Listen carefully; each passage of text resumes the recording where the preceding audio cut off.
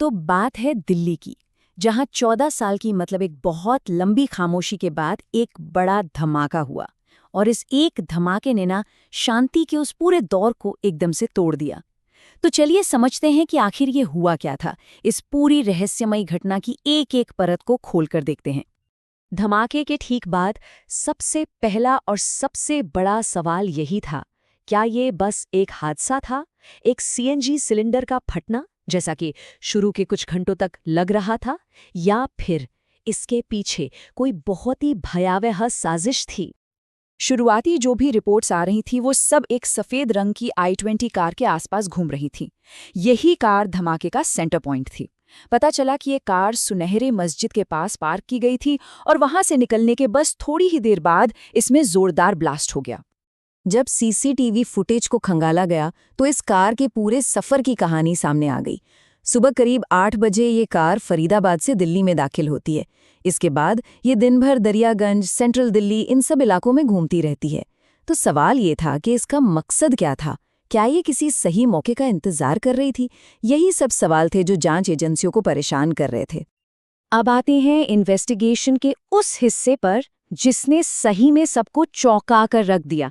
धमाके वाली जगह पर जो सबूत मिले उन्होंने शुरू में अधिकारियों को भी हैरान कर दिया। क्यों? क्योंकि ये किसी आम बम धमाके जैसा बिल्कुल भी नहीं लग रहा था। अच्छा, अब ये जो सामने दिख रहा है ये वाकई में बहुत दिलचस्प है। इससे साफ पता चलता है कि ये धमाका एक नॉर्मल बम ब्लास्ट से कितना अलग था। देखिए, आमतौर पर क्या होता है, जब RDX जैसा कोई विस्फोटक फटता है तो गाड़ी पर काले धब्बे पड़ जाते हैं, केमिकल के निशान मिलते हैं, जमीन में गड्ढा तक हो जाता है। पर यहाँ ऐसा कुछ भी नहीं मिला, कुछ भी नहीं। और बस इसी वजह से शुरू के कुछ घंटों तक इतना कंफ्यूजन था। तो इस पूरी पहेली का जवाब था NFO, यानी अमोनियम नाइट्रेट फ्यूल ऑयल।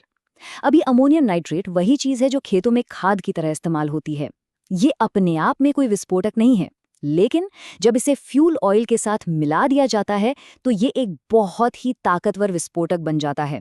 और इसकी सबसे बड़ी खासियत यह है कि ये अपने पीछे कोई केमिकल निशान नहीं छोड़ता। इस एनफो धमाके की ताकत का अंदाजा इसकी ब्लास्ट वेलोसिटी से लगा सकते हैं, 3200 मीटर प्रति सेकंड। धमाका इतना जबरदस्त था कि इसकी आवाज 2 किलोमीटर दूर तक सुनाई दी थी। और इसी तेज आवाज ने चश्मदीदों और जांचकर्ताओं के दिमाग से वो सीएनजी सिलेंडर वाली थियरी को पूरी तरह से निकाल दिया था। तो विस्फोटक की पहेली तो सुलझ गई, लेकिन अब सवाल था कि इस धमाके के पीछे था कौन।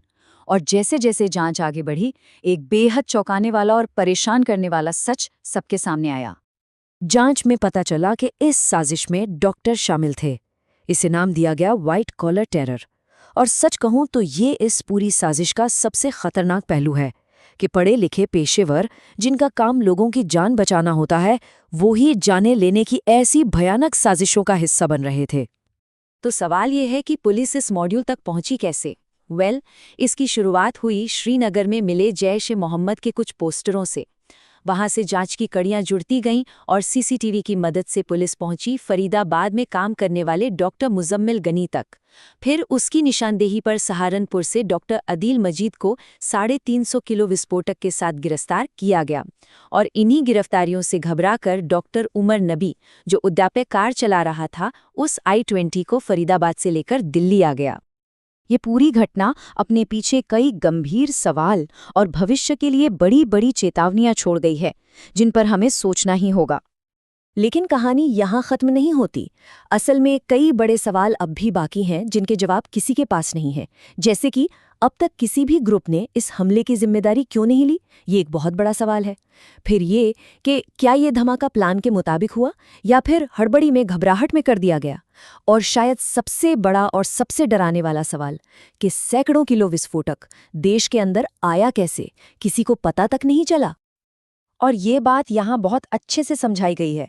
टेक्नोलॉजी अपनी जगह बहुत ज़रूरी है, बिल्कुल, लेकिन जब तक लोगों का सिस्टम पर भरोसा नहीं होगा, जब तक वो खुद आगे आकर जानकारी नहीं देंगे, तब तक ऐसे खतरों को जड़ से ख़त्म करना बहुत मुश्किल है।